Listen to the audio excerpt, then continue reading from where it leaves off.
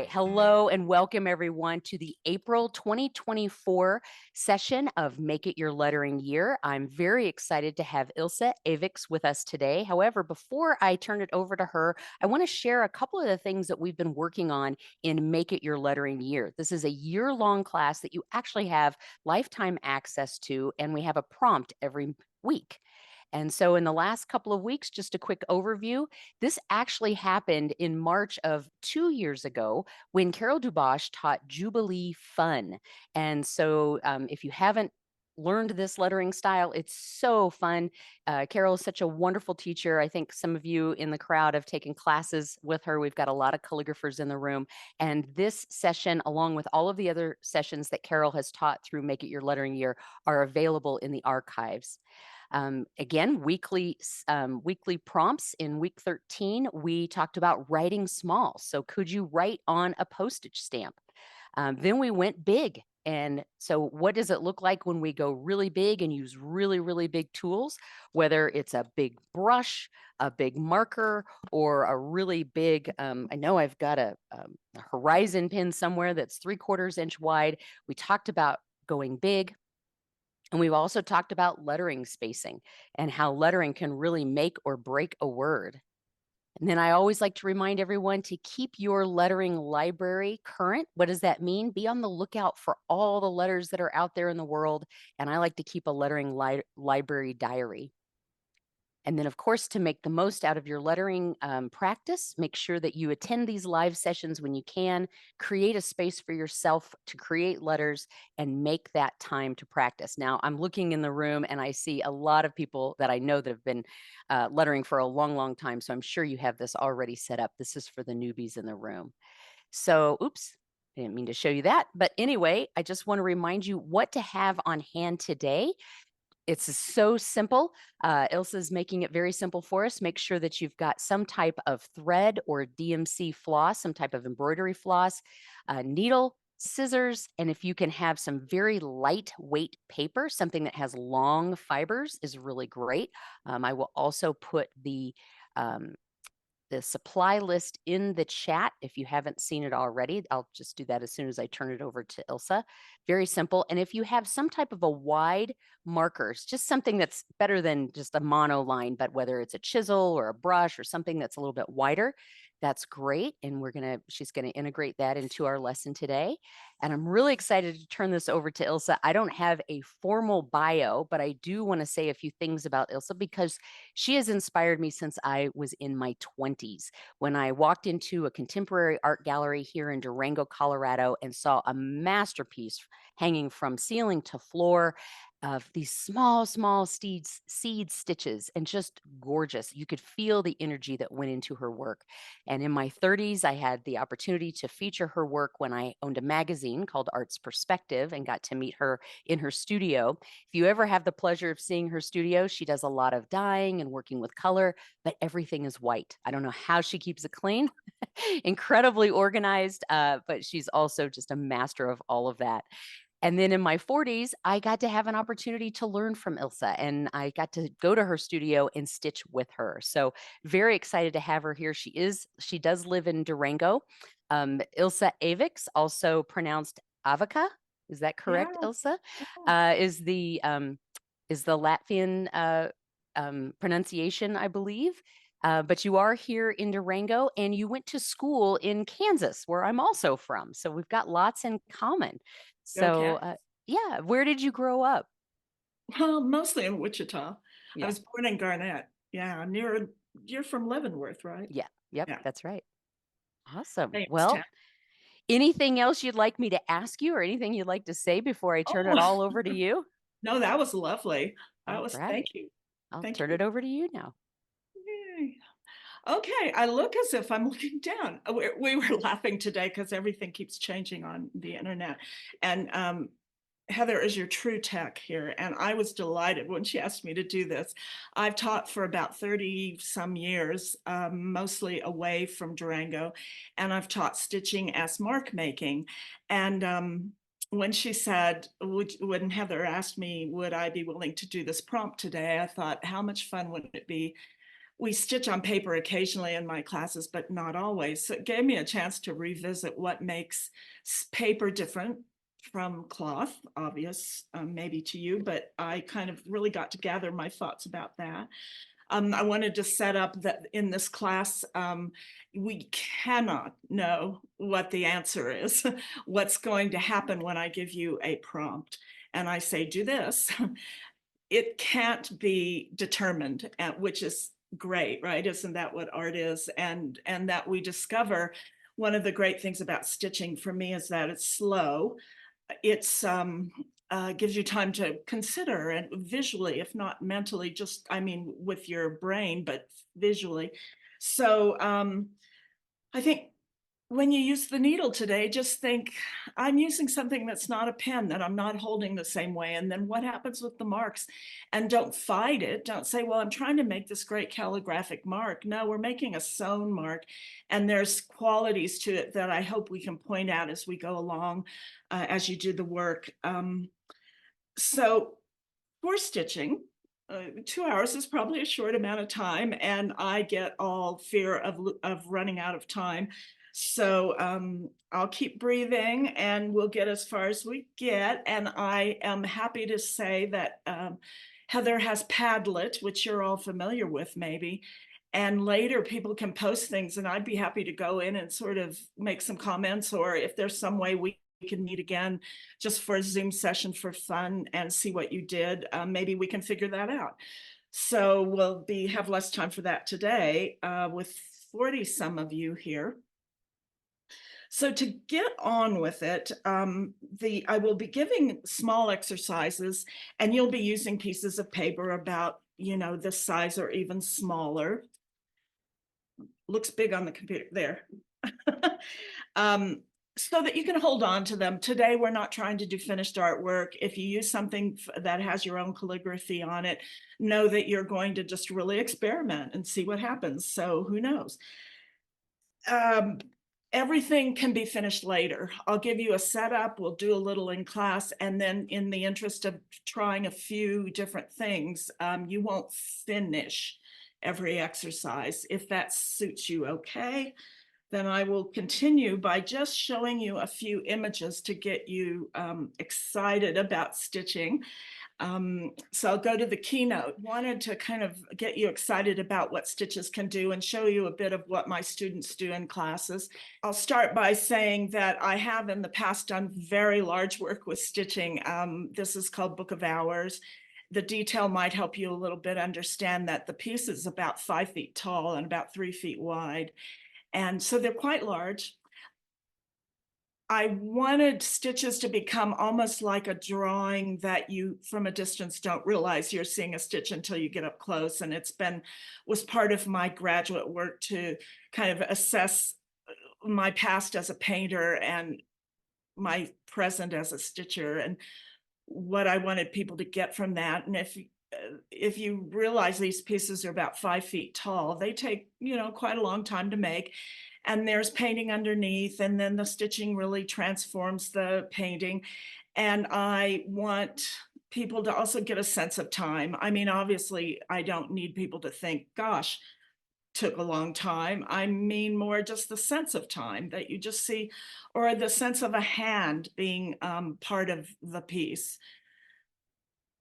Again, quite large pieces. It's funny because people ask me if I'm patient, and I'm not even sure that comes into it as much as I just love that kind of stitching, and I love that I work on a square foot of it for a while, put it on the wall, and assess what's happening to the rest of the piece. And so that's my one big piece of art advice today: is you never know until you do the next thing. You can't say, well, what do I do next? You do something and then you see what it did and then you go on. So these were a labor of love, and I just don't make very big pieces anymore. I use words in my work a lot, and since you're calligraphers, I hope that resonates with you. These are stitched onto water-soluble fabric first, and then transferred to another piece of fabric, and then more stitching. So you can see that I've made these kind of rough and ready letters, and then I apply them or applique them to the fabric behind. This piece is only about 3.5, 4 feet high. So I'm starting to gain some sense finally.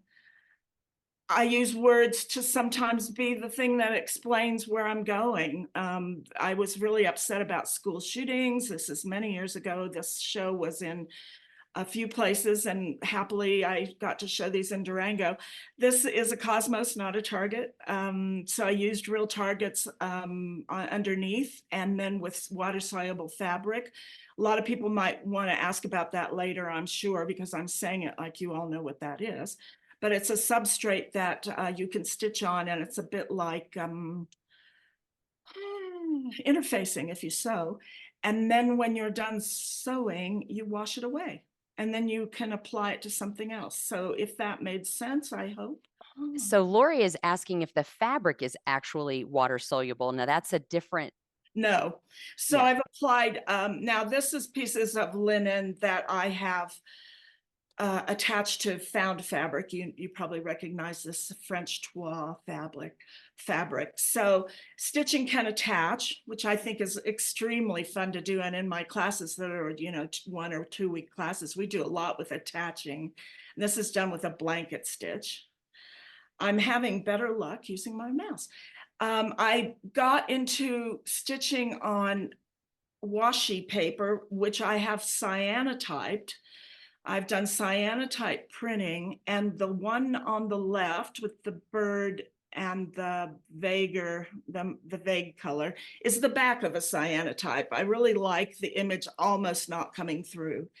And I do love seed stitch, which is the stitch that I was going to point out when we had our little glitch. So this is seed stitch, and it's just I love it because it's light and it's airy, and it can also add color, but more like a blush of color. So you can see the vocabulary that we start to build in my classes, more about a stitch doing something. It's not fighting painting. It's not saying I can be painting too. It's doing its own thing. And I love that on the piece on the left, the bird is sitting on a little bit of yellow rose there, and you just barely don't see it. And I love that. On the other piece, it filled in where there might have been flowers, and it's a very wonderful stitch. In my classes, we talk a lot about the history of stitching too, which may come into anything you find as you're doing it. You might kind of remember the history of stitching for women, which is women's work. Women made samplers in the day. They were meant to show their willingness to learn the home arts. And this is one of those great trailblazing pieces. It's a woman named Lorena Bulwer in the end of the 19th century who was put in debtor's prison in London and got scraps of fabric and just stitched a diatribe. And it's one of my favorite things about using stitch and cloth.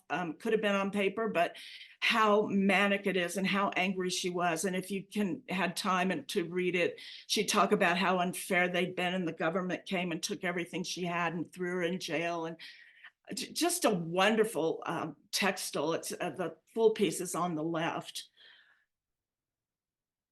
So here are samplers. On the left is another sampler showing the refinement of a young woman in England, maybe around it says 1808. I love the red on white. I mean, that is a kind of sampler. These beautiful letters, these beautiful curlicue shapes. On the two on the right are what I have students do. I always have students bring a piece of cloth that's just their sampler. It can be an old tea towel, which is wonderful to use. And on it, we practice new stitches. And every time I want to show a new stitch, I say, grab your sampler. So today we won't have a big sampler going, but we'll try a few stitches. And what you may start to notice, as you can see in these, is that a little narrative starts to build. They're more explicit when it's an exercise.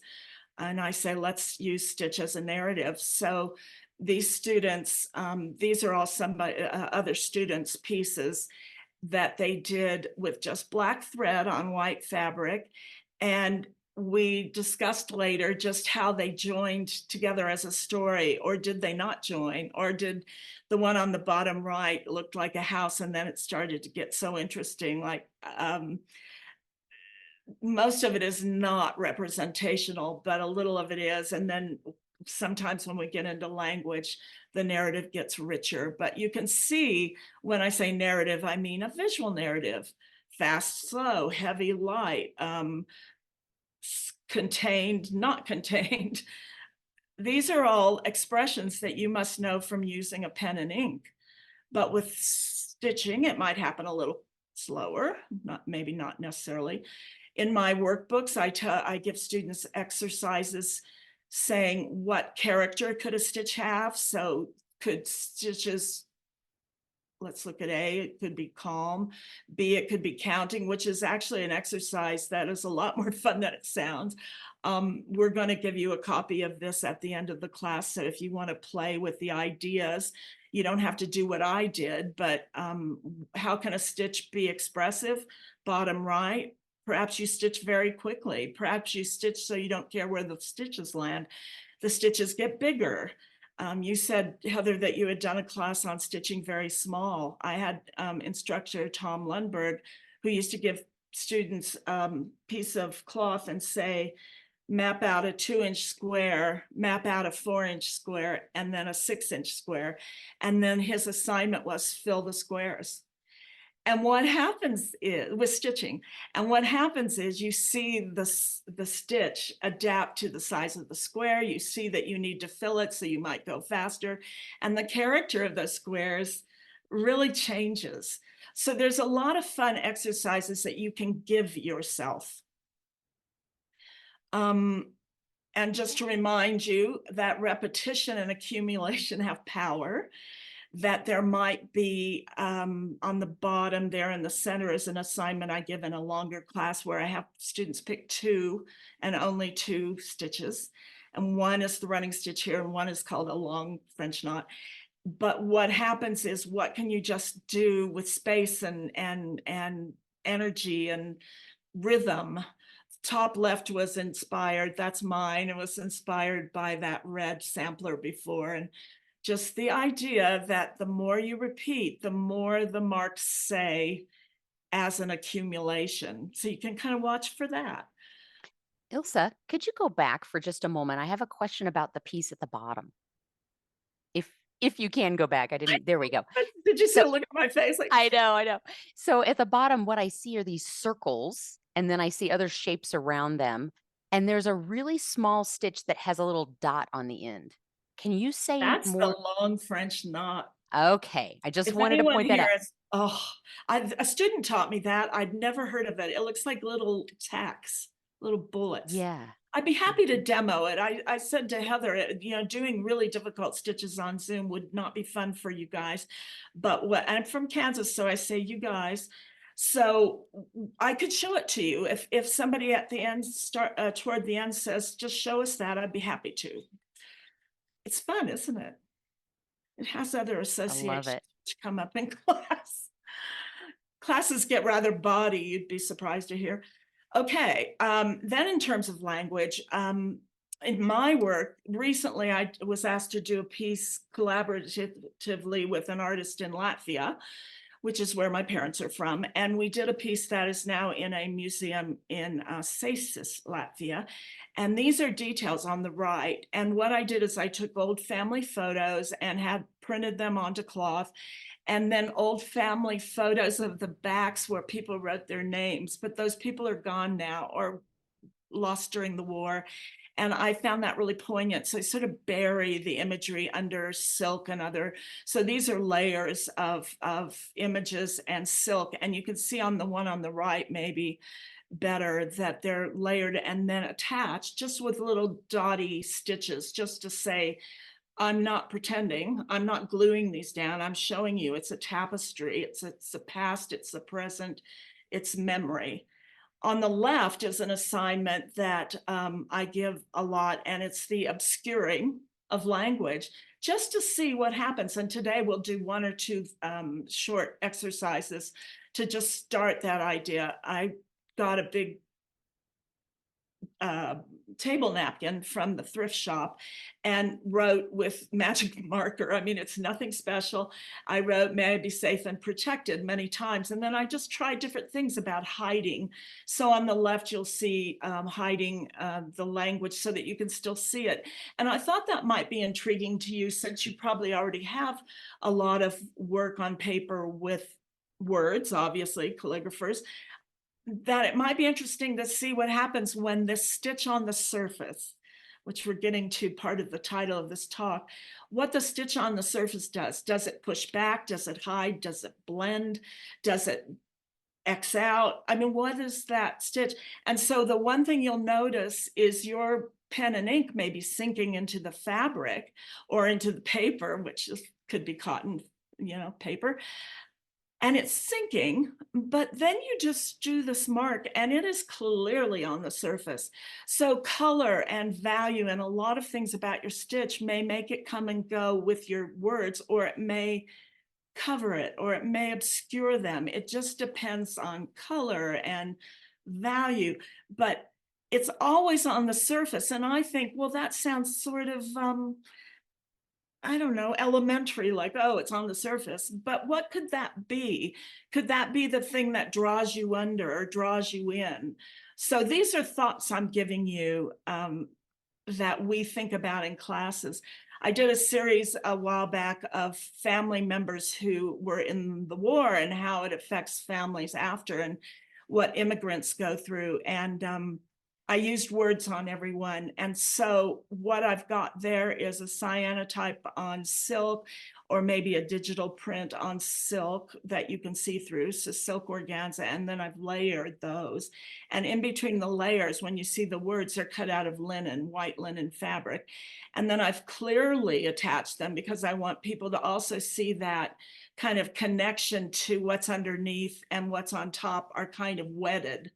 So sometimes I attach something like those airplanes that's so vague in the piece that I want you to see them, but not too distinctly, because they're part of a memory maybe. It's attaching is a big one. I feel like I just want to do a book on attaching. And then in my workshops, you can see that at the end, sometimes you can't see that. On the right, there's a sampler in progress of a student at Shake Rag, and the middle and the end, they're all from Shake Rag.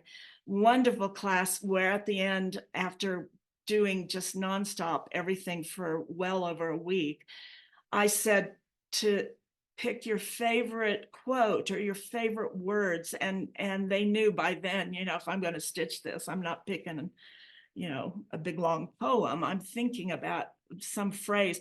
The one on the right is the best example.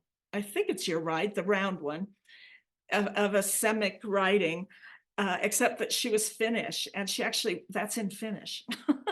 And I love that it's such a beautiful wording, isn't it?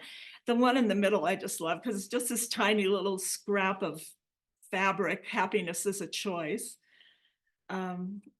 So I often do have students use words, believe it or not, even though stitching a word could be slower than you might want it to be. It also, look at just the middle one, the way she printed that with stitch. It's just so innocent, maybe.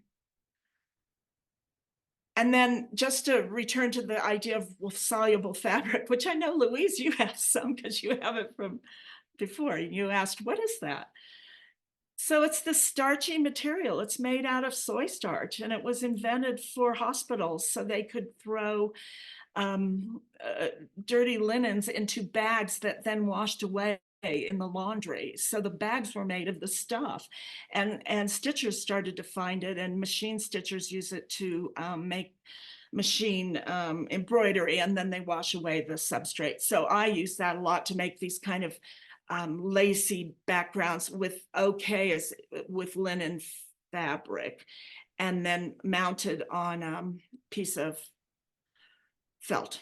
And this is all hand done. None of this is Yeah. machine. Yeah. There we Yeah. go. And, and just think about the hand. I mean, first of all, being calligraphers, of course, you're all about the hand. But now you're using the stitch and the mark in a different way. And what does that say? And what is your hand doing with that? If I say make a running stitch, which if you don't know what that is, you'll know in a minute, and yours is tiny, perfect little stitches, then that's you. If yours are like, I'm getting through this fast, and they're big little galumphing stitches that aren't evenly spaced, that says something. And just think about writing a dotted line with your pen and ink. So all these things are my way of cheerleading that you can start to observe what's different about stitching as opposed to what's frustrating about it or what's slow about it. And as I work in classes and students come back after dinner and the classroom's open and they have a glass of wine and they stitch some more, the unwillingness to stop is a big problem. And I'm warning you now, it's really hard to stop once you start stitching. So were there any questions, Heather, that I should be addressing before I actually get to let's do this Thank thing? you so much for pausing. Yeah, so I just want to remind everyone that what you saw was both on fabric and paper. That was kind of varied throughout. We did have a question of what's the name of the book that you mentioned, and I didn't know. I did put your book in the chat. Years ago, I put together 2 workbooks for students because every workshop people said, can I photograph this? And I said, sure. Can I photograph your samples? And then for me, I thought I'd like to put these into book form. So I have one called Stitching as Mark Making and one called Stitching and Monoprinting. And those are 2 big areas that I teach. And they're workbooks that are now not on paper, they're ebooks. So if you're interested, sure. And a Yeah. lot of these exercises are similar or out of the books that I sell students. And thank you for that. And I did put that in the chat, and I'll put that in the follow-up On my email as well. website. On Yeah, my I'll website. put that. I'll put that in the Padlet too, and I'll grant access to Um, everyone. I just Now, what I'm going to do is just a couple technical things, and I mean a couple. And I don't know how many of you are working along or if you're just watching, but here we go. I'm going to hold up a strand, 6 strands of DMC floss. Did everybody know that's what I meant on the supply list? If you only had 1 strand of stitching thread or sewing thread, obviously you will have a different result and it doesn't matter. So I'm pulling out a length of thread that is against the rules if you're a true embroiderer. And what you can't see is that I'm taking from my shoulder to my hand. I'm taking a length that's normally not allowed in fine embroidery. And we break all the rules when it comes to fine embroidery. And in my classes, I tell people what's the right way and then what we're going to do because it's a workshop and we want to get moving. So when you pull out the strands, there's 6 of these. And one of the things that probably frustrates you if you've ever stitched is knotting. You use your thread and it knots. You can probably go 2 inches in and there's a knot. And the reason is this 6 strands is stranded like an S, like imagine a big rope on a boat, or you know that S curve. These are all stranded in a curve. If you pull them out one at a time, you lose the curve and you barely ever get a knot. If I say you never will, I will do one while I'm demoing. Anyway, I splay there's a white brown. I splay it out a bit and I grab one. Now watch this, you're not gonna believe this works. I'm trying to get against the white background. I'm mirrored. Holding on lightly to the top, you think this is gonna be a problem. It's not. It just, see, nothing knotted. And I pulled out 1 stitch, 1 thread, I mean. I got to fix mirroring. I'm going to do that the whole time. So I'm going to pull out 2. So if you didn't see that, I'll do it again. Grab one, hold lightly to the rest of the 6 strands, and just pull.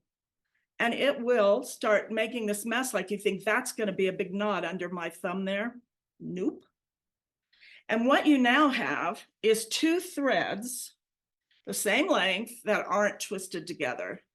And that is worth the extra time. You must believe me on this.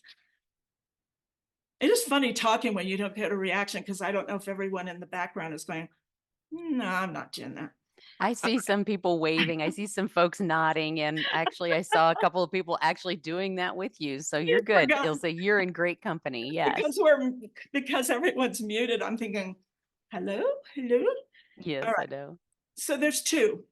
Now, here's those two strands. I've done the bad thing, or I've stuck it in my mouth.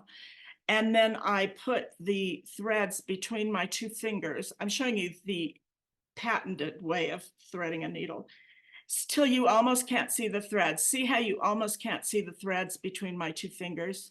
Yes. And And if you can then, go down just a little bit, so it'll be in is it out of focus. focus? Sorry. Yeah, that's okay. We get So the there's a idea. dot. That's my two threads. And then I put the needle over it and force it in. Now watch this. It always works. I should never say always.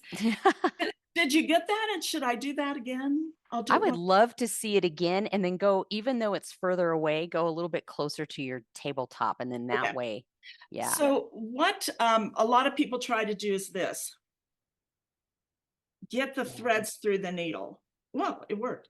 But if you've got more than two threads or more than one thread, again, I've put the thread between my thumbs till you can't thumb and finger until you can't see it except a dot.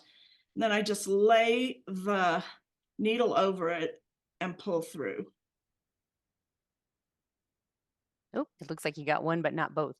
Yeah, because You gotta trim it up. not my fault. Because Right. Love at it. least I kind of got Heather reacting. Because I had undone it, I didn't have straight edges. That really helps. I kind of wondered if this would happen whenever I demo stuff goes wrong. There we go. There we go. If that didn't make sense, as people are working, you can always ask me to show you again. Yeah. And feel free to unmute if you have a timely question so you Yeah, don't have like to type it out. if you're truly distressed, unmute. Yep. Okay. Um, Here's the end. And I do in workshops, I allow the knot at the end, which a lot of people do by just rolling it through their fingers. If you don't want to do a knot, I'll cut that off.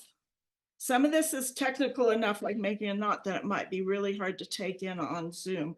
But you can also just start stitching and leave a tail and maybe even kind of hold on to it with your fingers until you get a ways.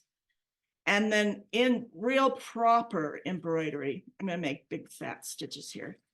In real proper embroidery, that gets rethreaded and sewn back in, believe it or not.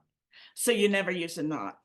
And if any of you do, you might know that if you knot the thread and then make a tablecloth or something like that, when you iron, the knot can get looser and looser, or after laundering, and the knot can kind of start loosening the stitches. That's TMI.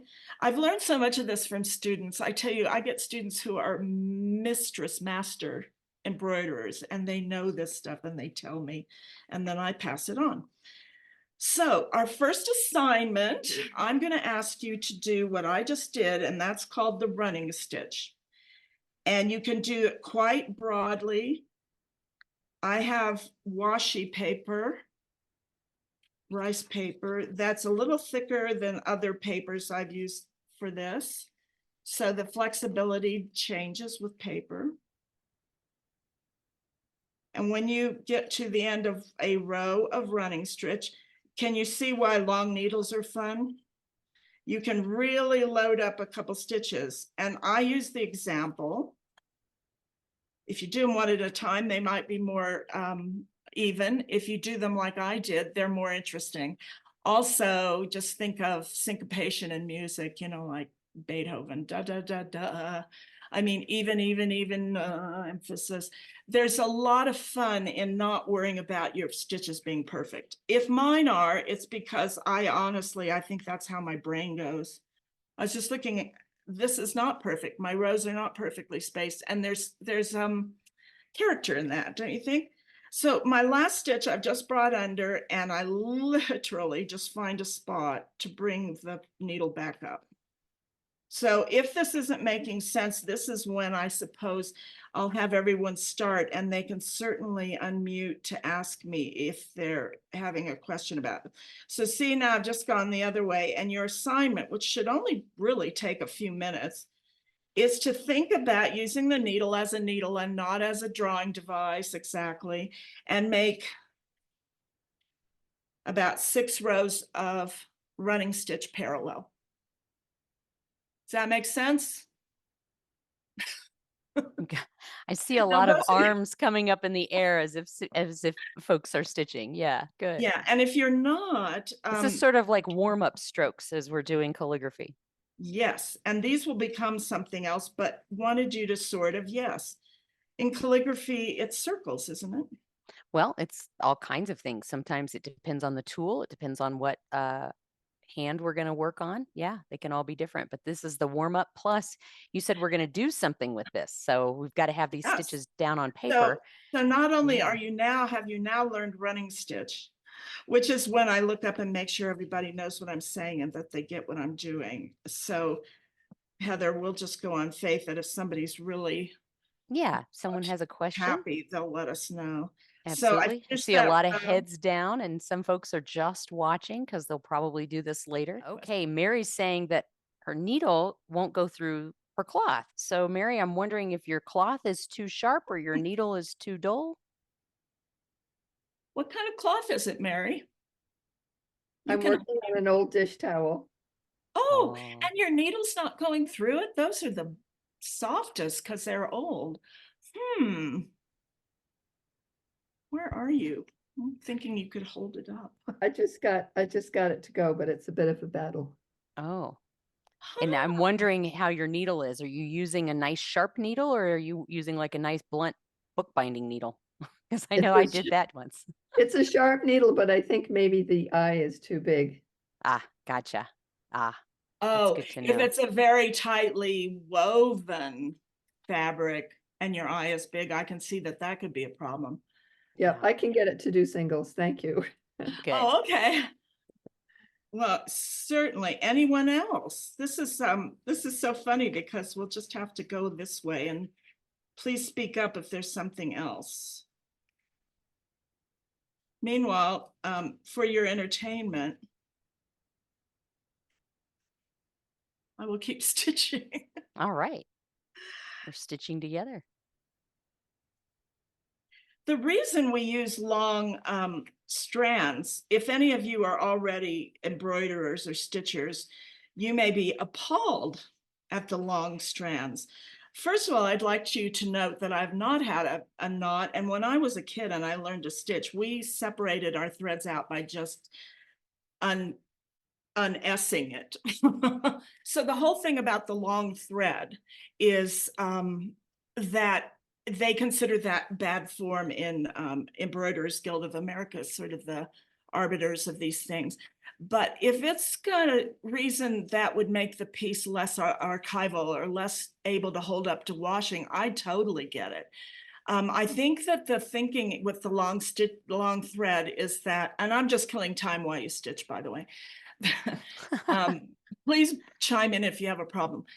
The long thread will start to technically abrade. I mean, it'll get fuzzier. Say you're doing something really gorgeous like a satin stitch flower, which we never do in my classes. And your thread was really long. By the end of the satin stitch, as you run out of thread, it can get fuzzier. So the thread does get abraded as it goes in and out. Does that make Gotcha. sense? Yes, I'm glad you Every said that. question, yeah, Yeah, every we have a question I'm asking is rhetorical at this no, point. I love that. And then Susan's asking, do you use the large darning needle a lot? It's all I use. It's all And you use. here's why. And it's, you know, darning needles are a bit not sharp. These are called quilt basting needles. They're obviously hard to find because I think I even said in the list, do your best. For some reason, one of the few places, not even quilt shops, that sells these is Walmart. So depending on how you feel about Walmart, they're about $1 something a pack of 6, and I have a drawer of them. There's that mid West drawer. Drawer. We Yeah. were talking about Midwest accents earlier. Yeah. So the reason I use these is you get so much more purchase on the needle. And I have everything that could go wrong with your hands after stitching for thousands of hours, kind of arthritic and carpal tunnel. And it gives you something more to hang on to. I find short needles are harder to handle because you have to grip them in a different way. And Ah, also, if you watch now, then the long needle can also really load up and then you pull it through. So you've yeah. had more of an experience of having spontaneous fun as opposed to here's one stitch and I'm going to bring it. I almost can't do it. One stitch, two Yeah. stitches. And See I how can, much more fun you yeah. have when you, oops. Yeah, when you can do them all in one row. And I love that because like you said, you're holding it differently. I have arthritis, so I can see where a long needle is you use the leverage of the needle instead of, because you could grip it differently. And we have a couple of questions. Lisa's asking, what if I don't have enough thread to do 6 rows? You just start new thread, right? Yeah, and if you want to start a new thread, then you can just do this. I have a bit more than I would normally leave. Just go out the back of your stitching. If it's still on your needle, this is a really fun thing to do because you start to see the possibilities of mark making on the back of your piece. I've just come back through and secured it that way. And that's what the Embroiderers Guild wants you to do. You never have hard edges like that. The Embroiderers Guild wants you to leave that long bit at the beginning, and then when you're done, come back and weave it through at the end. Now it's secure. It's a tablecloth, whatever. It can still be washed. And then you just start a new thread. Does that make sense? Let us know, Lisa. I guess let us know if it doesn't make sense. Yeah. It Yeah, does make Lisa. sense. It does? Okay. It does. I do have Yeah. one other question. When you pull out your next set of threads Uh-huh. Separately, one by one, then you're left with 2 together that are twisted still. Would you Uh-huh. pull them apart because you don't want them twisted before you use those last 2? Yeah. That makes sense. Yeah. I untwist everything, even if there's 2 left. I'm sorry, can you tell me one more time what the reason for untwisting them is? If you leave them twisted and you start sewing the way I just did with the running stitch, say, the thread will try to twist up on its own like this. Oh, okay. As you're going through, it'll just want to spring back to that original S curve. Okay. It's that funny makes because sense. I grew up doing this and no one ever taught me this, but I learned it later and it's amazing. And it's a time saver, really. Yeah. Yeah, that's what I'm realizing is that I grew up learning it that way as well. So this is interesting. Holding it and just pulling it. And then you sometimes couldn't even separate them that way. Right. Thank you. Thanks. Yeah, We've this got is working fine. If you have a question, just we have all kinds of questions. oh, Susie's wondering, I believe Susie stitches already, so she's wondering, what are your thoughts on a Milner needle? yeah. I think the reason I don't say that is and Susie can answer. Suze or Susie? Susie. Susie. I think they're thicker. And sometimes that makes it harder. Going back to Mary saying she was having trouble getting through her fabric because she thought the eye of her needle was too thick. I think milliner's needles have real thick eyes, don't they? And feel free to unmute, Susie, because it sounds like you have a favorite tool. Yeah, And it's if been it's working, then do it. yeah. It's been a while since I've used a Milner needle. So yeah, I know they're a little bit longer, so they Uh-huh. And aren't they okay. more flexible than mine? See, my needle's pretty steely. Yeah, they're used a lot in applique too, if you want that longer needle. Good to know. I will check my needle stash and look at milliner's needles again. The other thing you can find that's anyway, I've been in quilt shops many times where they don't have quilt basting needles, which are produced by companies that produce quilt supplies. Okay, we've got more questions. Okay. Linda O is asking, in scunching on paper, do you ever punch holes first before stitching? Yeah, Heather and I talked about that. Especially if you were using really heavy paper, I guess the thing is I would use a nice heavy pin like a T-pin or something and start punching holes. But then you don't know, you have to sort of work with the holes you have. I Right. mean, you're saying maybe do a line of holes and then just come in and meet the holes with your running stitch. Is that what you're Yeah. kind of, yeah. Yeah. I Do you don't need do it. clarification, Linda? Yeah. Does that answer your question, Linda, or do you need some clarification? For me, I would use an awl or a Japanese hole punch, depending on how, because you can get Japanese hole punches very, very tiny, or an awl. But we Yeah. also talked about an awl can push, or even like a stronger pin, like a T-pin, that will push the paper to the back. And that also kind of creates a bit of a razor's edge for your fabric. Well, yeah, in the spirit of what we're doing too, which is being spontaneous and hoping that Yeah. I'm grabbing a T-pin. Yeah. And keep those questions coming. I'll keep asking them, even if they take a little time.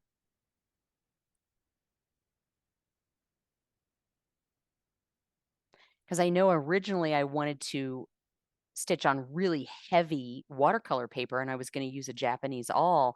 And then after talking with you, it's like, oh, I think I'm going to stick with the rice paper or the washi paper for a bit. Well, there's a certain amount of spontaneity to not having your holes pre-done. Right. That doesn't mean I'm against it or I have some theoretical reason that you shouldn't.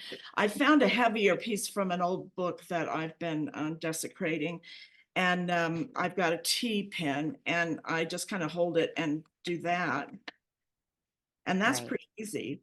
And Yeah. I've done it with Arches paper, and I was just looking for a scrap of Arches, but this paper is pretty starched, the one I'm going to show in a second.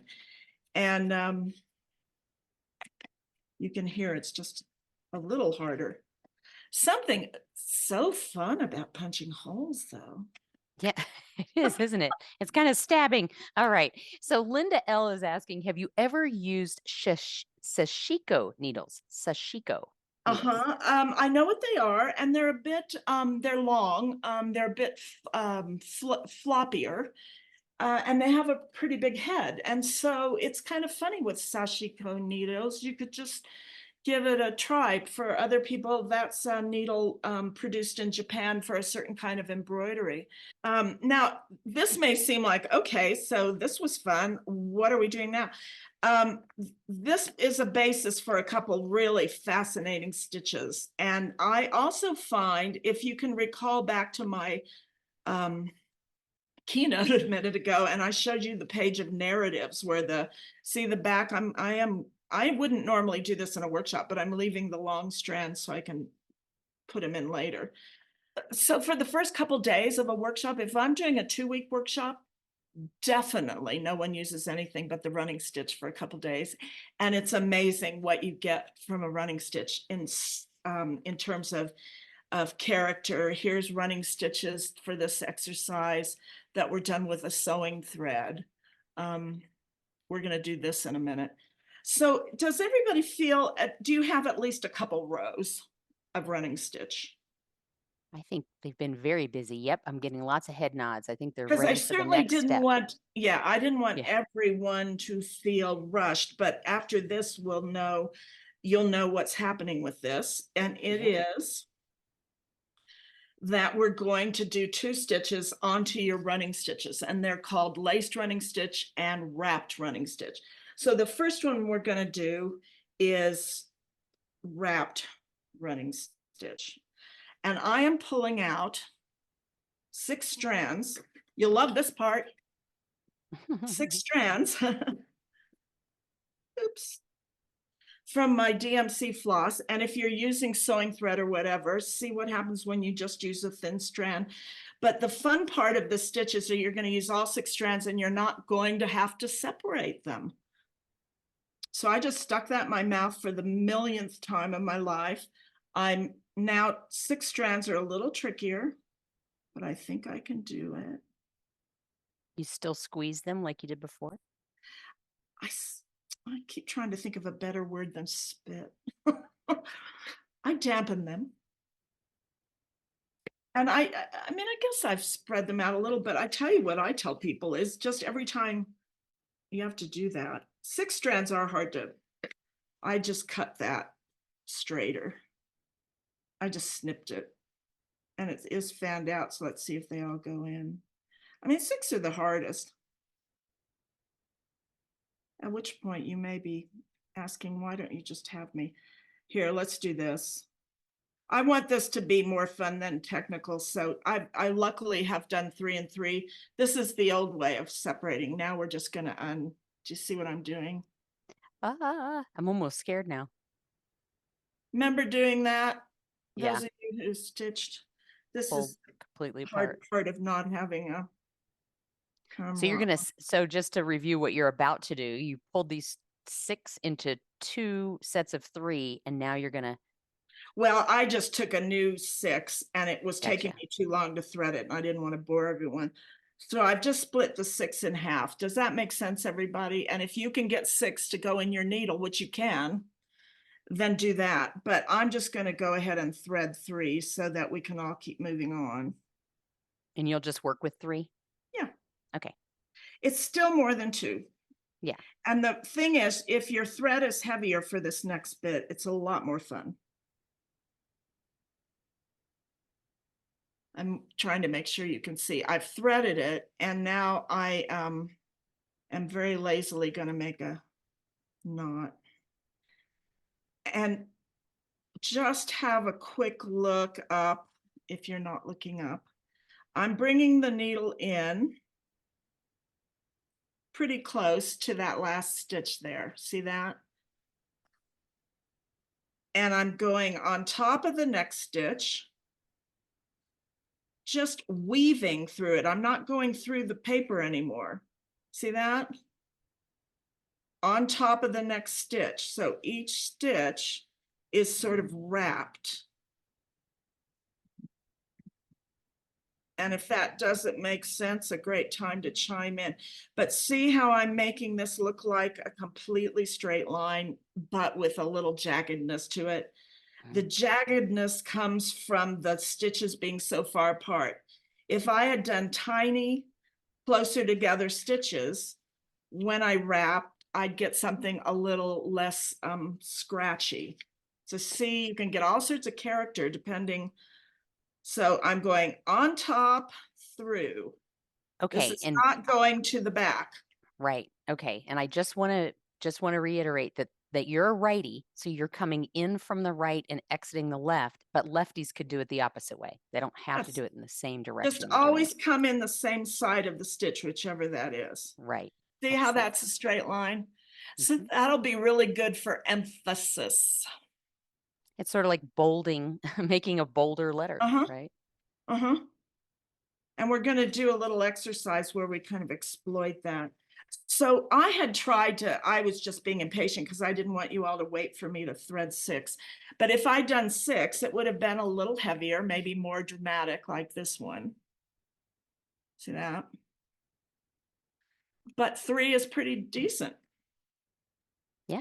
So I want everybody to try that. And when you get to the end of the row, just go, you will go back in. It doesn't matter where. You can kind of just go back where the first one started. It doesn't really matter. And then come up. That's why I hate the long threads in the back. Then come up from behind. And again, are you going through the exact same hole, or are you making a new I'm one? not. I'm actually coming up as if I just threaded that one. I'm kind of coming up at the top because now I'm just going to start again through the top. So you see why they call it wrapping. Yeah, You're underneath the just existing stitch. Yeah. wrapping. So I'm right-handed, so I keep going in on the right, although I could have gone in on the left. I just didn't. See that? So if you have a question about that, let me know and I can demo it again. I love it. I'm seeing all these arms coming in into the screen. People are I'm stitching more curious, away. the ones that are, have their picture up, I'm like, what are you doing? Mhm. I don't care. You don't have to be sorry. I wanted to say about needles again, everybody should try what they try. I've had people with such bad arthritis that now I've made it to the end of the row.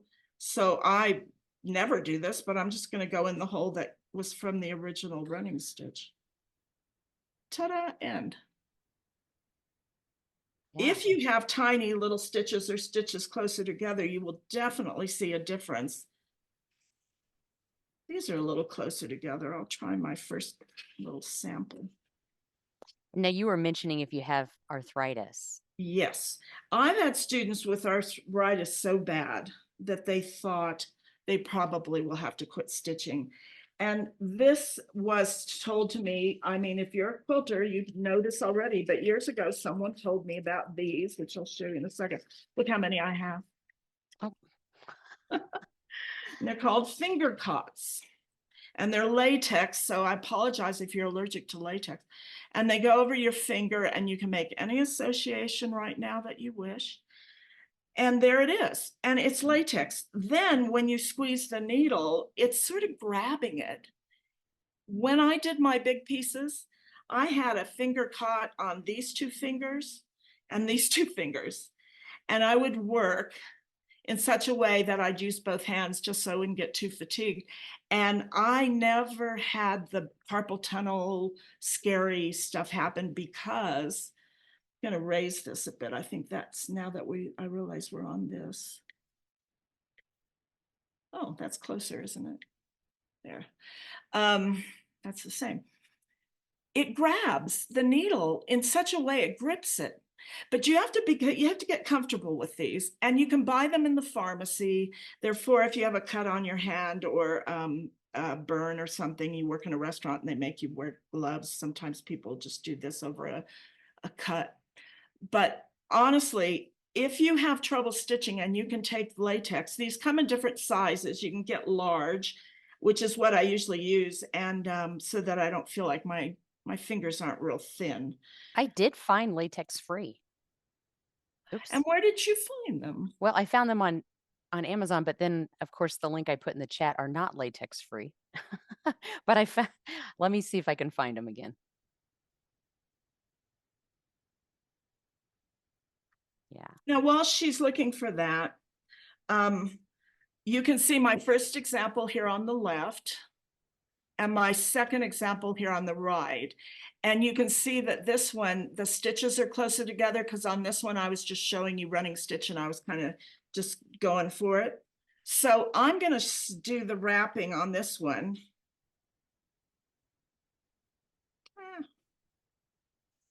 Once we have these under our tool belt, believe me, everything gets a lot more spontaneous. I always feel bad at the beginning. So I'm wrapping this kind of smaller, shorter stitch from my other effort the other day.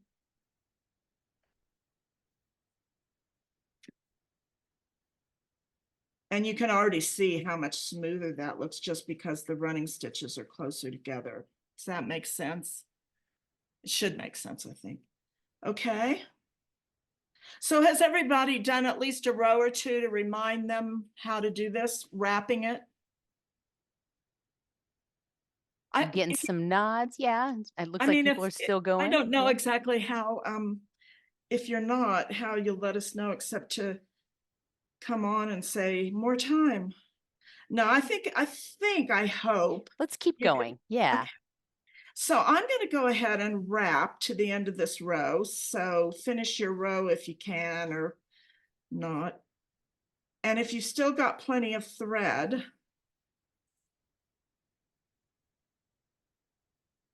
you can keep going with the needle you have. If you don't, thread another needle. Okay, it's the finisher in me. I had to finish that row. That's All right. fine. So see, that looks pretty lovely, don't you think? Yeah. Now, coming up, just like we just did, I'm going to show you the laced running stitch. So hold on to your hats. Over. I'll do this several times. I'm sorry, this is what I had on the keynote. That's I've okay. just gone over and now I'm going under the next stitch. Sorry, caught on my finger. I've just come through the next stitch and I'm going to stay on top and go over that one. So when you say that, you're going from, in this case, you're going from right to left and then left to right. Yeah, or I like to Okay. think of it as top to bottom even. So I've just Okay. come through the top. Now I'm out the bottom. I'm going to stay at the bottom and go through the top. Mhm. I'll give it one more chance on the keynote because I actually have these diagrams. I'm not that cruel, but so do you see that it's not wrapping from the top, top, top, top. It's wrapping top, bottom, bottom. So it's lacing. Yeah. Bottom, stay on Yeah. the bottom, top, stay at the top. These look more curvy, whereas the other Yes. one looked a little bit more jagged, Yes. like it's just going one So what direction. you get with this is is a stitch that's more like that, wavy. Yeah.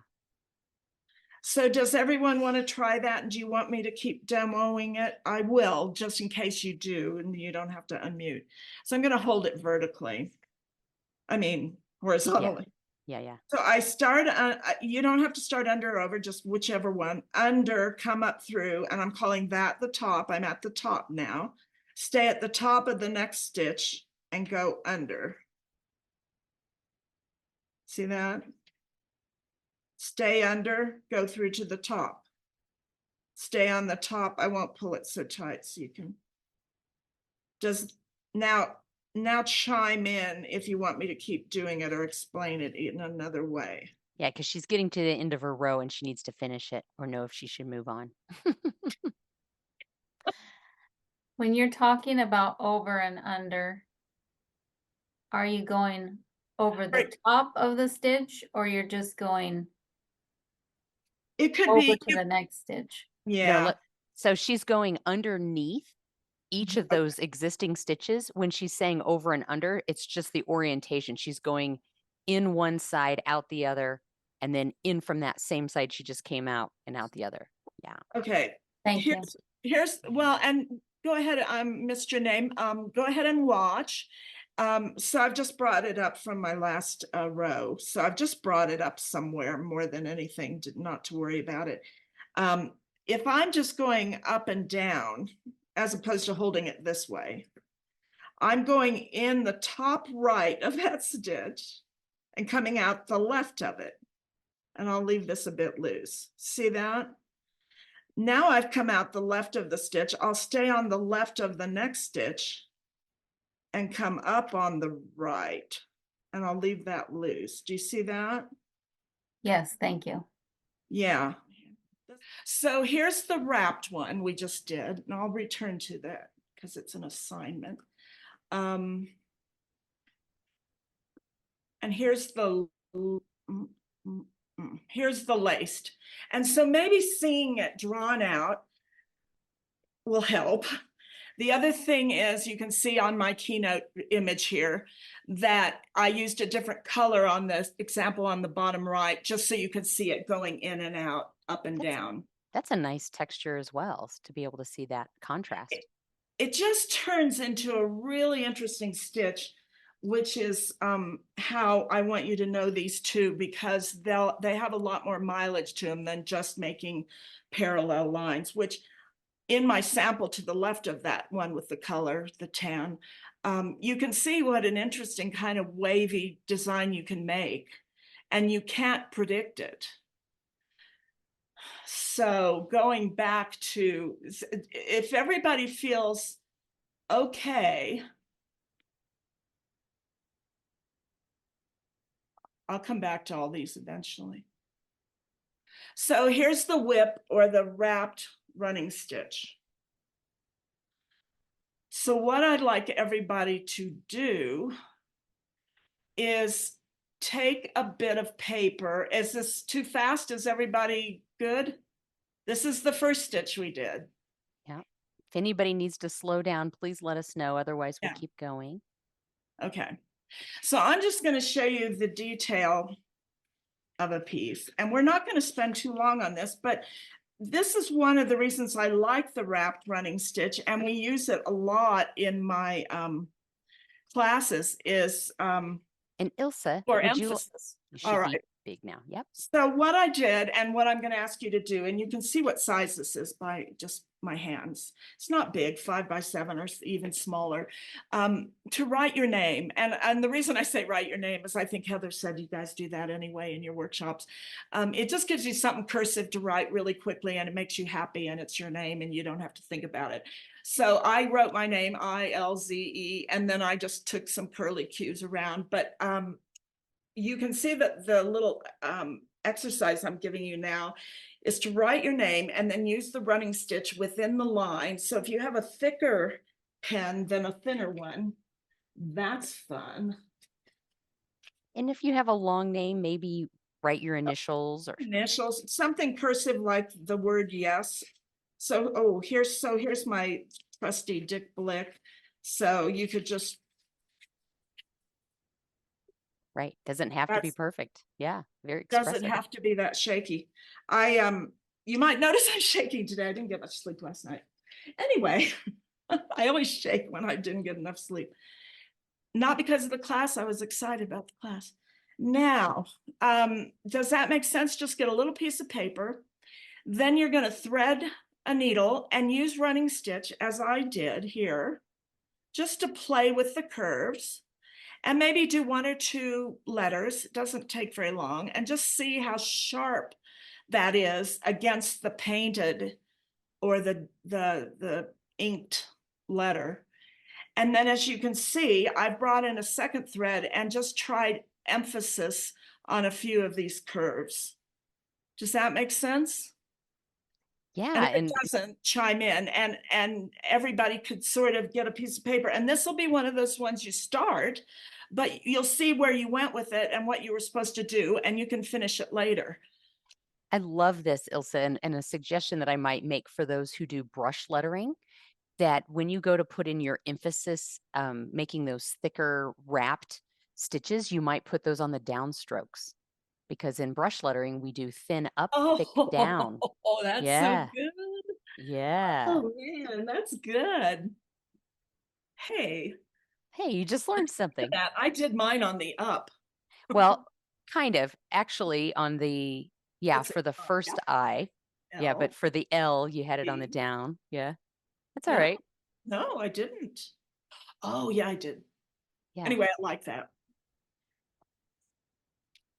The reason I looked so shaky is I didn't want to get ink on the thing under it. So again, you're just, and if you want to just make curly cues, that looks way better. There you go. Yeah. Although I'm liking the one on the left a lot. Do you ever have workshops where you draw, you do letters that are distressed? Because I think I like, Sure. I think I And we like, also talk about asymmetric writing too. yeah, because which we will get to, I hope. I'm going to play with the one that's real that's real frail. Yeah, Lisa, did you have a question? Yeah, would you remind me the name of the 2 stitches? One is the running, then the wrap, and then what's the third one, I guess it is? The laced stitch, and I'll put Lace. those in the Thank chat. you. Yeah, Mhm. sorry, I was just looking, I could put it back on the screen. That's okay, thank you. And then Patricia's asking, sewing name with 6 strands or fewer. Yes, so same thing. It's either the wrapped running stitch where you're entering from the same direction. So there's the, that one. Lisa, was that your name? yeah. And then Patricia was asking about these other thicker ones, or the laced running stitch. The first one is the whipped or wrapped, they call it both, running stitch that's straighter, that we're doing on the up or the down. And then the next one, that what we're doing right now, is stitching for emphasis. Definition, the bottom left is there were hardly any leaves there, but I stitched running stitch to make them there. and I love how wispy they are. The one you're doing the top left, I wrote my name more than once, really overlapped it several times, which I think is also very fun. And then you pick out, but because of time, I realized that we're not going to do all of these. So if you can look up real quick and see that one was fun because I overlapped my name several times. I keep thinking there's something to do with that. I'm just not sure what to do with it yet. Well, these people are so creative. I bet they find a way. Yeah. We did have a request early on in the session because I opened my big mouth and said, "What is that really neat stitch that had the thick end?" You said it was the long French Oh, knot. right. And so I know we have a request that if you could demo that later, but I also put in the chat that the French knot is very advanced and a lot of people do it different ways too, right? No, I could certainly just show it. See my really frail one, since we're looking at emphasis, and I hope everybody's having fun just stitching in curves. I'm stitching on text wove paper and I'm really struggling making my stitches small because it tears so easily. Oh. And text wove is a bit heavier than some papers. And like it's a short your- fiber. It's shorter fiber than this paper. So that just may be the materials telling you to make bigger stitches. Text wove might be not my first choice for something like this because there's not a lot of flexibility in the fibers unless you want to disagree with that. And then Linda's asking rice paper. Oops. Rice paper is wrinkling as they work. Is that expected? Yes. Excellent point. Yes, you can iron it later. Just put it face down from what you've stitched and what you've drawn, maybe onto a piece of, another piece of fabric or something. I don't know what ink you're using, but the point is you can iron these, and all of my examples had been pretty wrinkly in the end. Like remember at the beginning of the keynote, I showed those images on the cyanotypes. Those got pretty wrinkly and I just ironed them. So I'm really I love mistakes. It's not a mistake, but when I was trying to write my name and I wasn't on a background, which I'm now recommending, I tried to write it like this in midair and it did this. Yeah. Well, I love the way the stitching is sort of commandeering it a bit. Yeah, I love that. And it's like saying something underneath is nervous, but on top we got it. You got this thing under control. No, I don't know. It's the precision, I guess, versus the so wrinkling the paper will make it easier to do what I'm doing, just hold it and run around with it without worrying too much. So you're okay with it wrinkling? Yeah, and then I'll iron it. And then iron it later. That bothers me, which knowing me it would, because I ironed all my samples. There you go. Now, just so you know, Ilse, back in January, Susie Behringer taught a class that was called tea bag lettering. Oh my gosh, tea time lettering. And we were lettering on tea bags. And she showed some examples of stitching on tea bags. She's in the room today. And Marilyn just put in the chat that tea bags are working well for her. So tea bags, because they're so flexible and so porous and long fibered, that she's stitching on those. Great. I wish we could share more in person and see them. And if you're willing to, Marilyn, I'm going to put the link to the Padlet in the chat. And also, you don't have to do it now, of course not. But I'm going to make sure that that's in the chat. So we'll have it in the formatted chat, and I'll put it in the follow-up email as well. So if anybody wants to share how they're starting to put these supplies together, the things that you've learned over these last couple of sessions together, that would be great. Now, while you're working, I just thought, and when we feel people have gone far enough, we'll let you use this as an exercise for later when you're watching TV or something. I love that happened because I think that this is really interesting with the stitching. And now I realize I don't want to perfectly define the letters either. If you're looking at the screen now, and you're seeing me.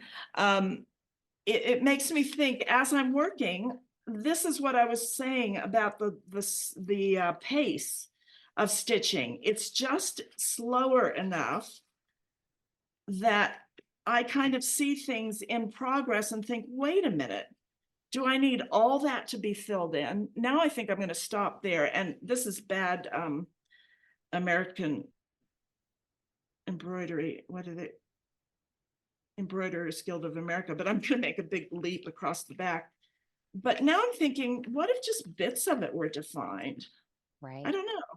I'm already getting, I guess I'm trying to tell you about my process and why I think stitching slowly, this is slow, I think, for everybody, is more interesting for me as an artist because it gives me the opportunity to see something. If it had been easier, like a sewing machine, I probably would have just outlined the whole thing, but now I'm finding this rather poignant. And it's happening while I'm doing it. It's not something where I thought, oh, let me show them this and let it be poignant. I didn't know what would be. But don't you find, don't you find that poignant in a way? I don't know. It's like somebody's really trying.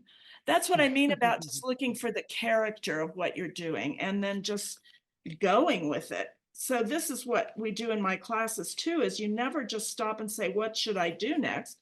You just look at it and say, what's it doing? And to me already, I thought I was going to outline the whole word. And now I realize, no, I'm not. I love it. It's like going on a journey with it, right? So as Yeah. calligraphers, we tend to work pretty slowly because we're not typing on a computer and we're not doing, fast handwriting. We're going slower as we create these letters. Now give it some attention with these, kind of augmenting it or complementing it with a stitch. How might we address it a little bit differently? Mhm. And I love this So, idea of thick fins or just parts of it, right? right. And then the other thing about working with pen and ink, here's the one that was many layers of my name.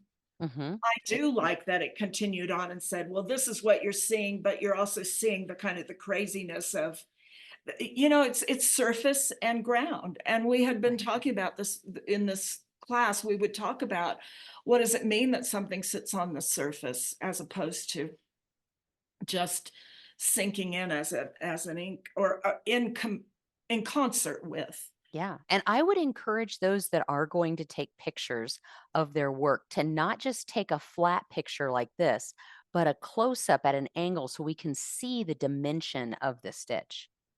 Because one of the things that I've been enjoying making these samples is how it does kind of create an almost secondary white light. Do you see that? Yeah. I'm trying to get it to catch the light a little bit. Where it goes under, the paper does kind of push up. And so between the black stitches, Mhm. you see this sort of furrow of white, and it has a lot of presence in up close. It's not showing well on the camera. And that's why photographing it at different angles will help too with different lighting. We have a few more questions. Dee Dee is asking, any thoughts on metallic thread? I just got a bunch of beautiful threads to use on tea bags. Now on tea bags, you may luck out. Metallic threads or rayon threads that have a sheen, I find degrade pretty quickly. You really have to use them fairly short so that they don't just start fraying. If Okay, you've so ever sewn, shorter pieces. yeah, you know how I was doing shoulder to wrist. Well, maybe you better do like elbow to wrist. Yeah. Because they metallics also catch a little. And so when I was in school, one of the things we used to do with metallics is partner the metallic thread with sewing thread, a really, really thin sewing thread. So you really see the metallic, and that would hold its strength because as you go in and out, the metallic is abrading because it's textured. Does that make Right. sense? So that's just all I know from my limited experience, but I also wanted to show you just in terms of no matter what you do, the possibilities become endless. Here's the one with my name with just a pen, a wide tipped pen, and occasionally holding it down, which is a nice emphasis. And this one, which was a thinner pen, and then you may or may not be able to see that I took some alcohol and made it run a little. And then the precision of the stitching, and that happened when I was doing the sample. I thought, oh, I'll just show you how to use the wrap stitch so that, you know. So do you feel you've got a handle on, oh, let's see, if you do not have a handle on that or have a question, I won't move on, but We if do have so- another question, and this is Okay. kind of advanced. Can you do several rows of running stitches close to each other and then wrapping stitches through all of them? I cannot see why not. Absolutely. Just be careful about tearing. But I see a little bit kind of going at the bottom there. You have an example. That Uh, crazy stitching that's happening. You're kind of going around and this bringing one? one more down, your bottom one. Oh, yes. Yeah. And that's seed stitch, which I'll demo because it's a no-brainer, but I want to make sure everybody sees doing a seed stitch. Yeah. And then I also so- want to make sure, Lisa, did you have a question? Yeah, I do. Sorry, I didn't realize I'd unmuted. I was trying to type it. So my question is about spacing. When I did my running stitches, they were anywhere from, I tried to measure them, 1/4 of an inch to 1/8 of an inch. They kind of varied. They weren't consistent. And then the spacing between them turned out to be anywhere from 1/4 of an inch to 5/16 of an inch. Mhm. And so then when I came back and I did the wrap stitch for 2 rows and then the lace stitch for 2 rows, they look really similar. And so I just wondered if you had any guidelines for stitching, I mean, spacing to have a, I think the closer the stitches are together, you know, as opposed to the white spaces between. And that's a little trickier on paper because it could tear, but you know, I have pretty sturdy paper, but I'm talking about the ones I did and then doing something that's smaller will just show all of that up more. right, It's okay. true on cloth or paper. If you're working with cloth out there, it's the same thing. And- And in Yeah. the interest of doing a few things in the class, I was being a bit, I don't even say sloppy because that's where you get the best stuff happen. Like I'm And- really, yeah. really into And this now. and play Oh. with it too. There's something about tension that if you pull it so tight, they're all going to look the same. But if you let there be a little bit more looseness around where you're entering and where you're coming out, that's going to, I guess, make it look more enhanced, if I don't know of a better word. But And then just because I want to do more than less, I didn't take the time to thread the 6 strands, and neither did you guys. But the more strands you use, it's going to be, yeah. the more. See, this is 6 strands. Mhm. And that'll make a difference because you're probably using 3 strands but I wanted you to see both of those because they're so accessible. They're so easy, really.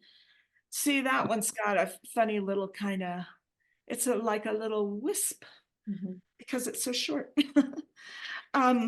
Yeah. So does everybody feel they have a handle on this exercise enough that they can pick it up later?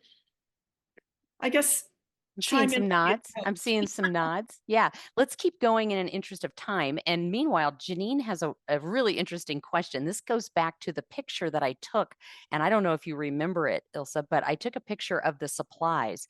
And she's asking really off the wall question. The black round container in the image of the supplies was actually a round thing of embroidery thread. Is there a history?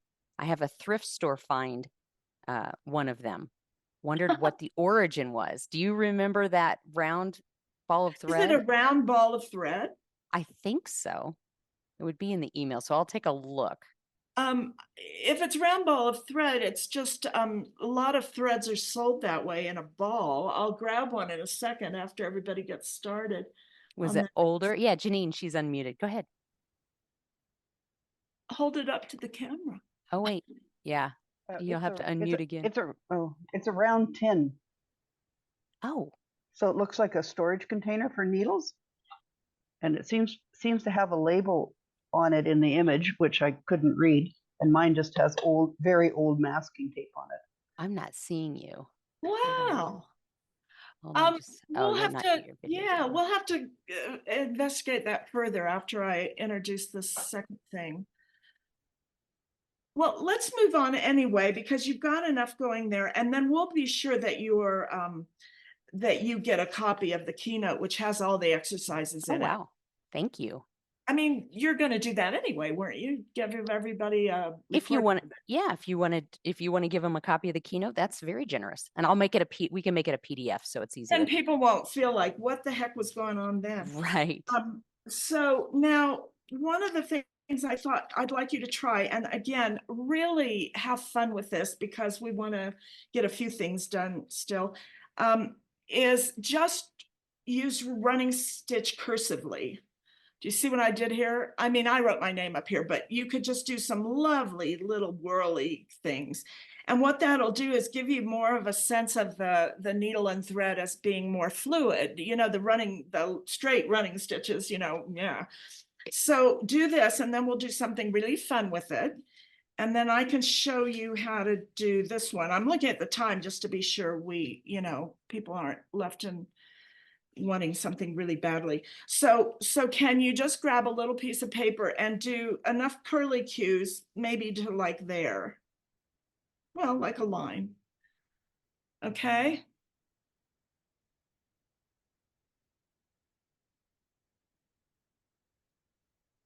All right.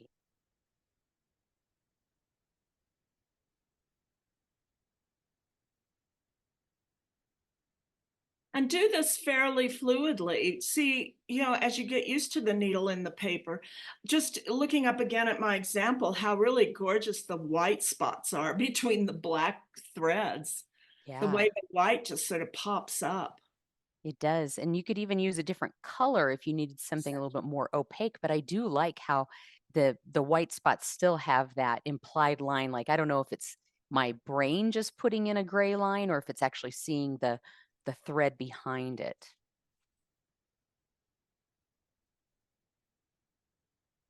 Like compliment, what do they call that in art? It's an after image thing. Mm, When you look at red and then you see green, right, exactly. you might be seeing the white even better than it is because it's next to black. Mm. Simultaneous contrast, I got it. There we go. Thanks. Wow. And nobody, of course, has to stay past noon, but I'm saying I'd be happy to just fill in with a few of the extra questions or whatever if people Yeah. want to stay. I'm threading a needle now to show you what happens. So is everybody kind of, and this is rhetorical, I suppose, is everybody feeling the fluidity of working this way and kind of really allowing the paper even to, wrinkle as you make the curves? But that's where we get with my classes, where people want to get really to the point where working with the needle and thread is a way of drawing without being too deliberate and being too bogged down by it. You want it to be a little more fun. So really have fun with the curly cues, which when I was doing some of the examples for this class, the curly cues were just like I was falling in love with them. I know the first couple of times I stitched with you, I tried to make everything so perfect. And then once I sat down with a piece of fabric and just started going, just doing whatever, I learned so much just from the exploration and the experimentation. What's funny about it? I'm not on the screen. Oh, but I'm not anyway, am I? These are now called Hello Hobby. I found the other day at Walmart. But if you have a Joann's Fabrics, and it would take up too much time for me to go in and find my sashiko needles, but if you have them, try them, milliners. We could always get a little chat going for, a week or so if you want to just chat about what you're discovering, or again, share it on Padlet, Yeah. which I So assume you all know because you've done it with, oh, well, maybe not. Some of you aren't in Heather's classes. yeah, so I'm going to share my screen right now just so you can all see what a Padlet, looks like. There we go. And right now it's really empty. The only thing that's there is instructions on how to post a Padlet. the handout excerpts that I'm also going to put in an email for you, and the supply list. But if you follow those instructions, what you can do is you can post anything. You can share what supplies you're using. You're welcome to take pictures of your work. And I'm also going to put the link in the chat. I'll also put that link in the follow-up email so that you can take a picture and post just so that we can see. And if you have anything that you've learned, please share that as well. Like, what did you like that you did? And we will give you a couple of pages, some excerpts from Ilse's books that'll give you some exercises to try. And all of this is in an effort to really play with surface, whether you are doing calligraphy or drawing or anything. But how are the stitched marks living in relationship to what's lying on the surface? Yes, and I hope you start to really see that. I don't know if you can look up while you're stitching, but I'm going to stop sharing so we can see your screen. yeah. Yep. Of course, now it's like pig pen over here. That's something on the surface, like this first one we talked about, wrapping for emphasis. When I went in with this light coral, which is a gorgeous color, it did nothing, but on the other hand, it melted in. It kind of became part of that line in a different way. So it had a lot to do with what happened to the color. The little running stitch of that color just almost disappears, but it also kind of brightens. And so this again is why, even though it's on the surface, which could sound superficial, it actually has such a conversation with what's under it. And obviously the running stitch does. Then my, very happy accident here with the crazy writing and the precision, again, the surface is saying, this happened, this is happening, and they're a dialogue. So these are things that we look for. And as you're doing, and then I just love this one because there was such a kind of a hot mess behind it. And then what happened, layering my signature, my name, layering it several times gave me some wonderful background noise. And then the precision on the surface, that's a very important part of my work. Otherwise, what happens underneath, obscuring a word, what's below, it to me is really psychological. So these are things that I'm just throwing out to say, whatever we learned today in terms of a stitch, just that whole conversation of a surface and a background doesn't mean they're two distinct things as much as they speak to each other. Yeah. So do you have enough of a curly cue that I can move you through this one? Yeah. Let's get started. Should we go with a contrasting color and No, more well, not strands? Or? necessarily, and you can, but I'll tell you what, I'm doing it so everybody could see better. I think that what you'll find, I will find the sample of this, so go on faith. I'm just reminding you that we're going to do the laced. So right came out left, stay left, go up right. See, I did it in red, so maybe you could see better. Remember this? This is the second one, laced. Okay. Mm-hmm. Now, and again, I'm using a contrasting color more so you can see. We'll go back to our curly cues, and this will take just the tiniest bit of concentration, but not a lot, and it's really fun. So I'm doing the same laced running stitch, but on a curve, it becomes very interesting. So I've gone top, bottom, or right, left. I've stayed on the same side to come up. And while it's on a straight line, you can see that I'm doing a laced, and I'm not going to pull it real tight. I'm on top, so I stay on top. Or left or right. Then I just move if it helps to move the paper, see, I've come out under that stitch, so I stay under this one. And as you go through, especially in the same color, what happens is, now I'm tightening it, you can see these little spikes emerge. And I'm going to just show you the sample that this happened with. So we don't mess around too much with. Is this one, which is on a sampler my class does about language. And do you see just how really wonderfully kind of frail and nervous it is, and how you can really play with these little spikes coming up? Mhm. See that? So I think that's a wonderful, kind of felt like I discovered that. Hey, I was do you doing, mind, wait a minute, can you go back and show us the top half of that exemplar, Mhm, sampler? mhm. Because that to me looks like asemic writing at the top. Yes. One of the assignments in my class is when we get to the language part, and this will be in a handout that Heather gives you. This exact sampler will be there from my workbook, is I ask people to invent a language. And it's more challenging than it sounds and way more fun than it sounds.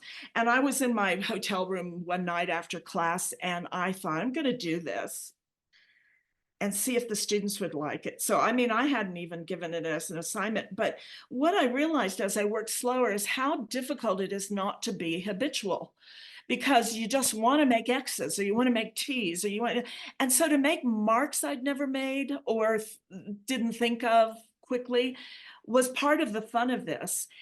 Also, I realized as I was working, it must read right to left. I don't know why I thought that in the end, because some rows end short. And then that there's a certain kind of punctuation that became clear to me, not to the viewer necessarily, but that was fun. So before we go, or anyone who could stay an extra 5 minutes, I'll show you one other kind of way of looking at asemic writing. But this will be one of the handouts. We left you with handouts because we knew we couldn't do everything. Right. Now, does this make enough sense that this can also, does everybody want to do a little bit of it just to go, I say over, under, or under. So you see what I'm doing? I'm lacing it, not wrapping it, because wrapping it would not yield such interesting weirdness. Does that make sense? And if it doesn't, I'll keep doing it and let everybody do a few rows, maybe make yourself a note.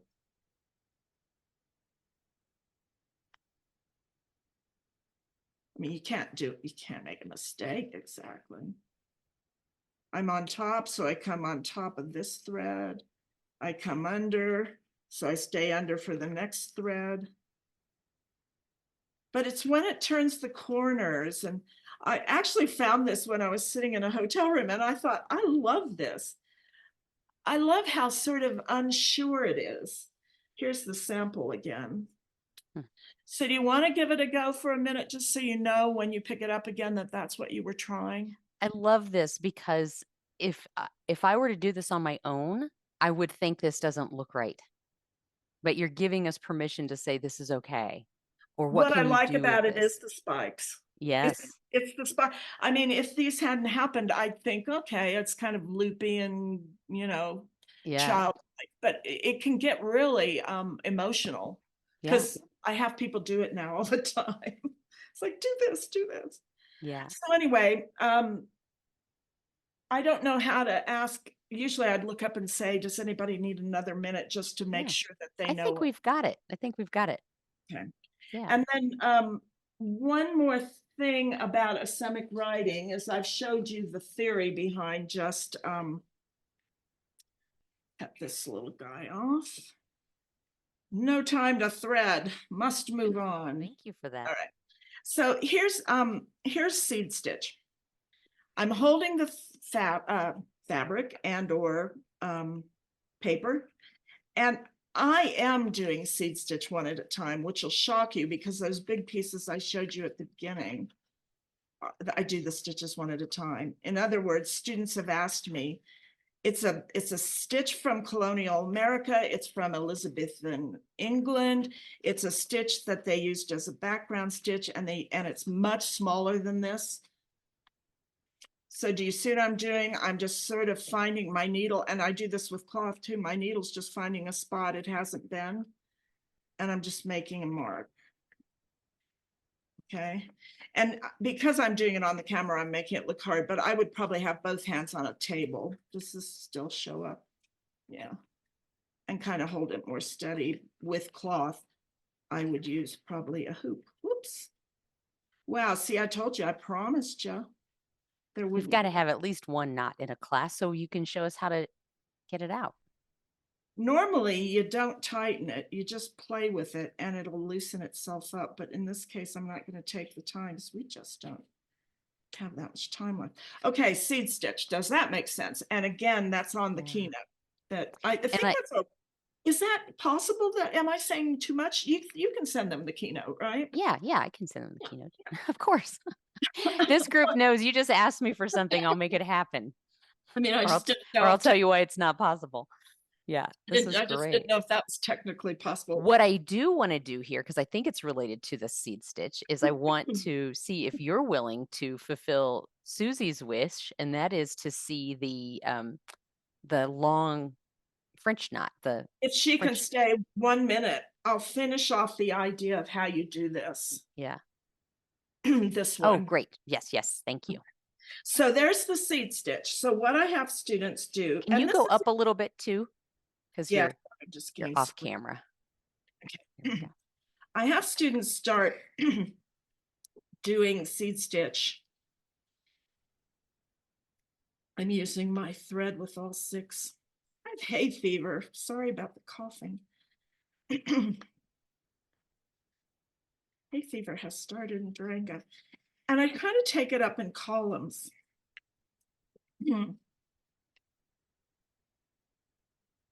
And this is a twofold thing. It comes up with fake language, sort of fake. Now I'm just making little, I have to. One of the things, I did my grad work with seed stitch and those big pieces. And one of the things I wrote in my thesis was that the lines never cross, which they don't. I just, boy, I'll have to take a drink of water. Yes, please take a drink of water and get a cough drop if you I'm need. so sorry. Now, this is a very rudimentary.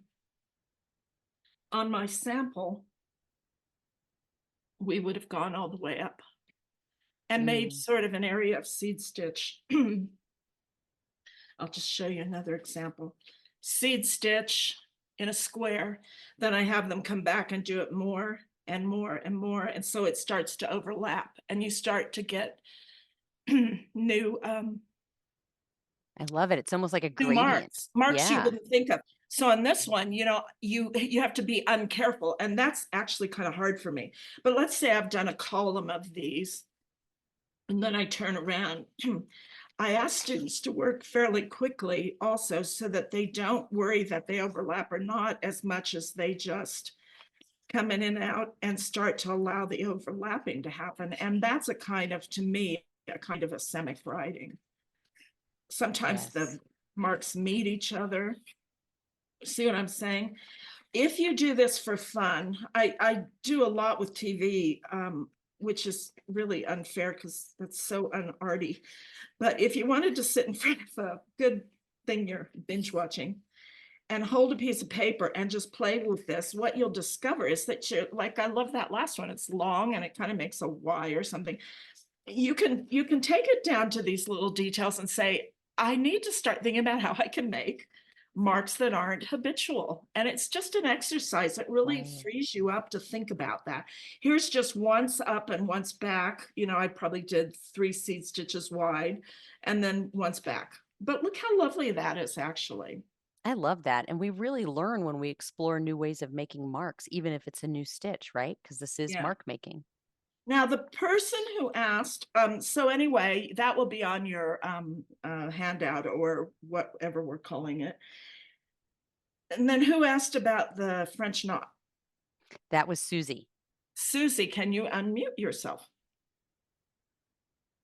Are you there? Absolutely. I'm right. Hey. Hi, Hi. Susie. Have you done a French knot before?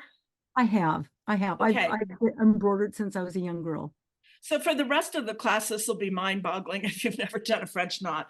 But you hold the thread coming up from underneath, you put the needle on top of it, and you might do it differently because in class people always say, I don't do it that way.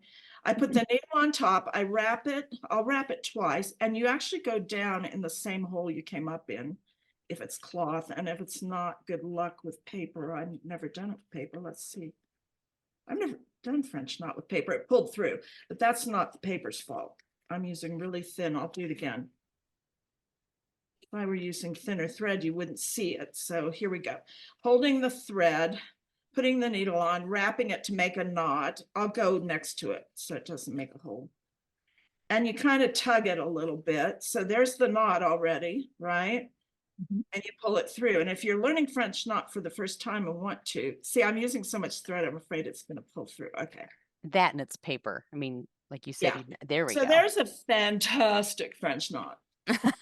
And if anybody wants to really, really learn a French knot, I'll stay and show you. But now the long French knot,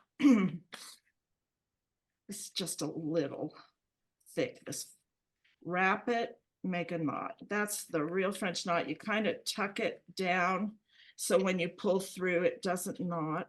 Yeah, I'm using, when you use 6 threads, it's really hard, but it makes a great dot, doesn't it? Yeah, it does. That's great. Okay, so now watch this. This is where the magic happens. A student taught me this, and now I can't stop doing it.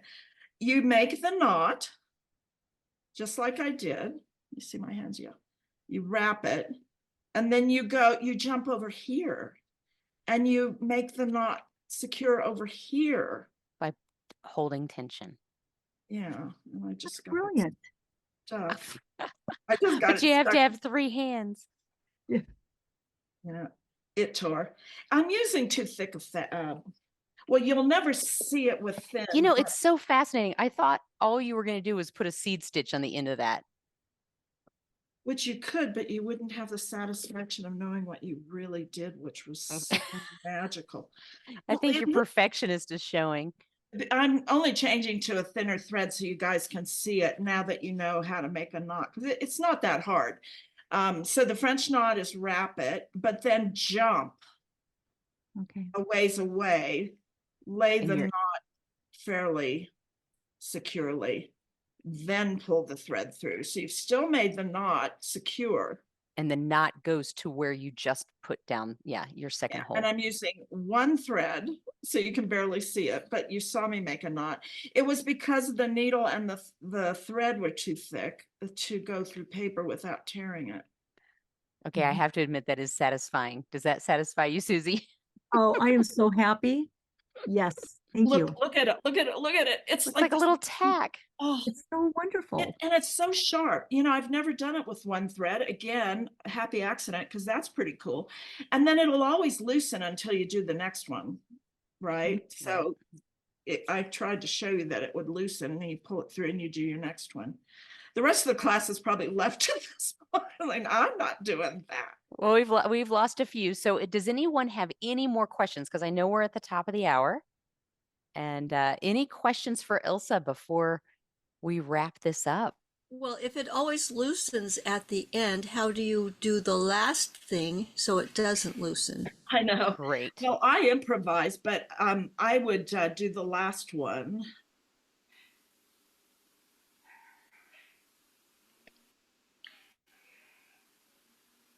Not on the paper.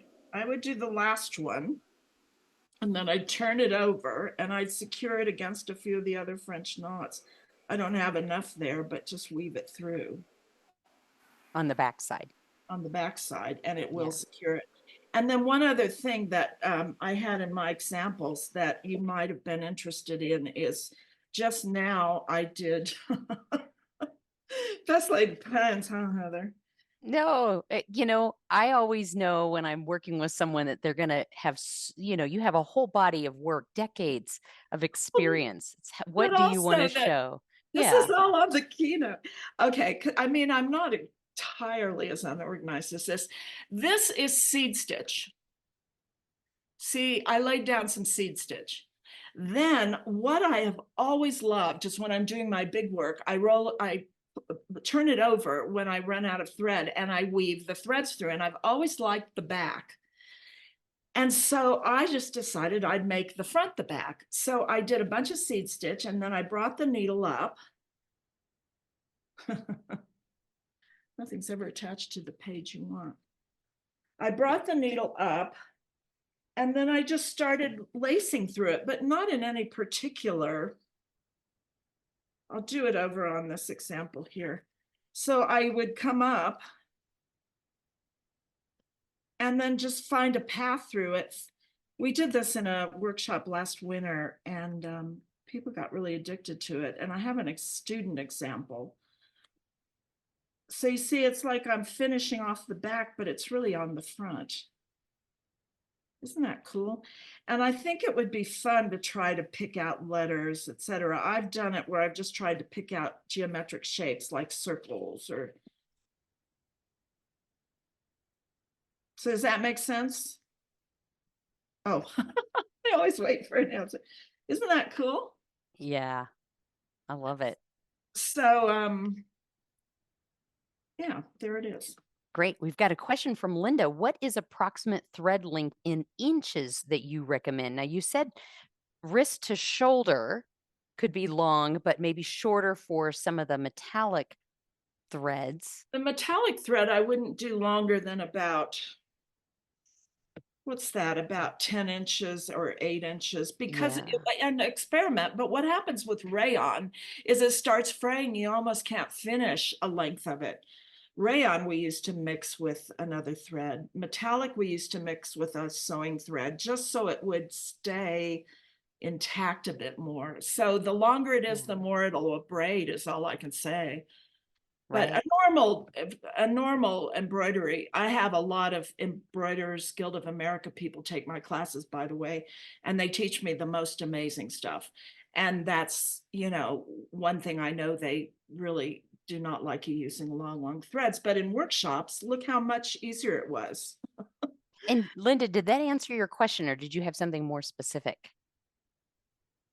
Well, I mean, I'm just saying maybe 10 inches and see if it holds up. And if it does, try a little longer, but yeah. Okay. Metallic's tricky. Yeah. And then the regular threads you could do longer, of course. Uh-huh. Yeah. Great. Ilse, any last final words or anything else you'd like to share? Well, I'm wanting to share the end of this. Okay. Feel free to share the keynote. I wanted to go down. Now, listen, if you're still there, that means you have a minute. Let's just quickly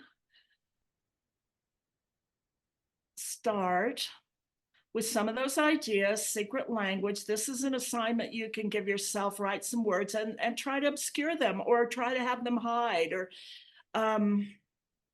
so we did this. One of the fun things is to take straight and curvy cursive running stitch and just use those two things, which I do in classes all the time, and get just wonderful stuff from people. As you can see in this example, where they'll do something like this, and then the laced added emphasis on this one, for example. So that's fun. We did this very briefly. I wanted to remind you that changing color or using color can clearly make for a much more interesting line than just the line that was there, if that makes sense. We did this. Here's your laced running stitch in cursive. So you can see the little guys a lot better, little spikes. Here's the the seating, starting with a square, starting about 3/4 of the way, going again, and building a density is fun. This is the language one. This is one of my students, Kate, Kaite, who did a little map, kind of saw this as broken paths, got into it really kind of emotionally, which is very cool.